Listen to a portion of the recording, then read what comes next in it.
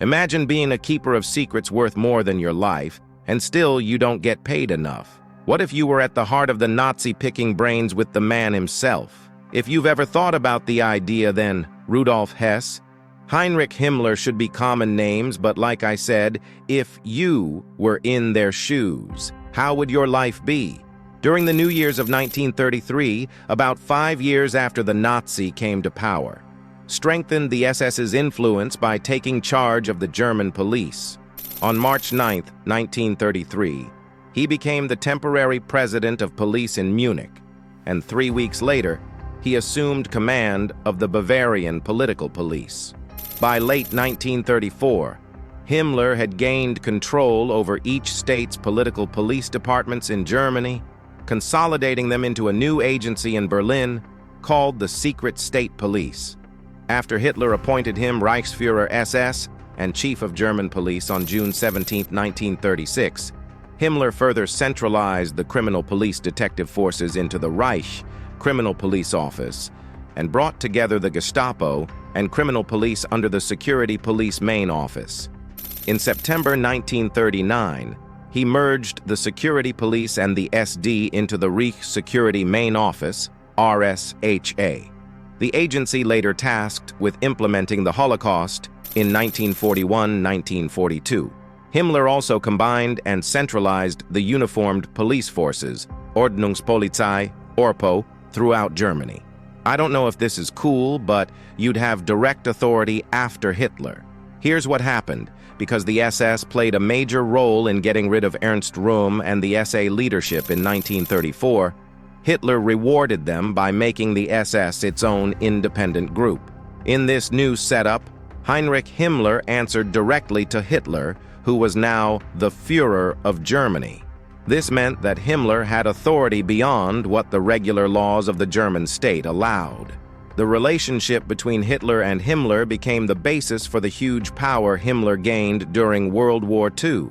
By tying the German police forces to the SS, Himmler basically made sure that the police's actions, personnel, and money couldn't be reviewed by external authorities.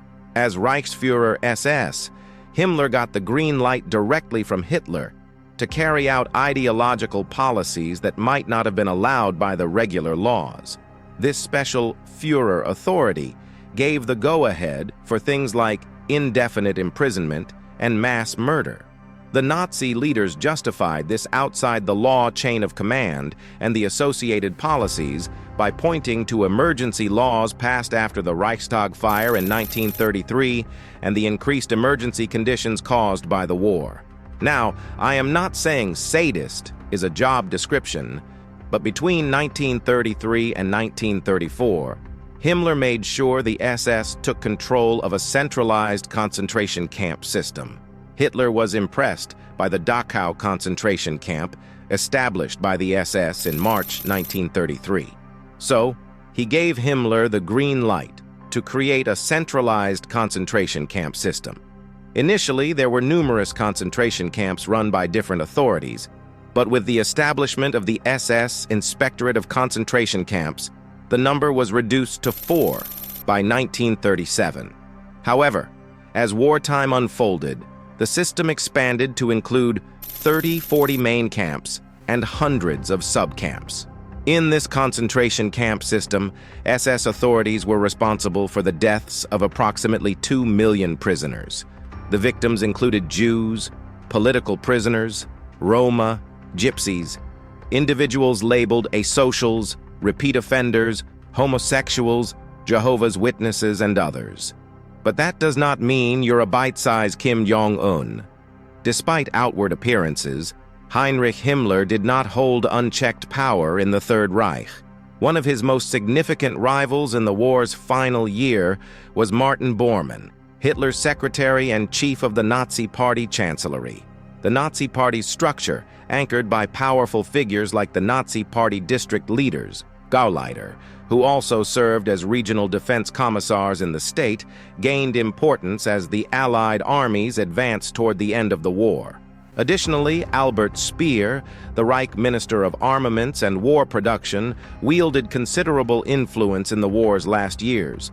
contrary to his later claims of powerlessness compared to the SS after the war. Himmler was a skilled organizer and an effective manager who knew how to acquire and wield power. He played a crucial role in driving the rise of the SS, both ideologically and organizationally. His ability to empower his subordinates to take initiative in implementing Nazi policies significantly contributed to the deadly success of many SS operations.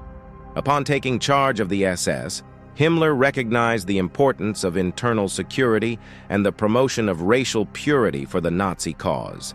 He expanded the functions of the SS to meet these ideological and practical needs. Himmler understood the significance of police power detached from legal constraints and state oversight. Against the objections of influential rivals within the party and the state, he convinced Hitler that the fusion of the SS and police would create a powerful instrument for the Nazi regime to realize its core, long-term ideological objectives. So you're basically Hitler's right hand if you ever bag that job.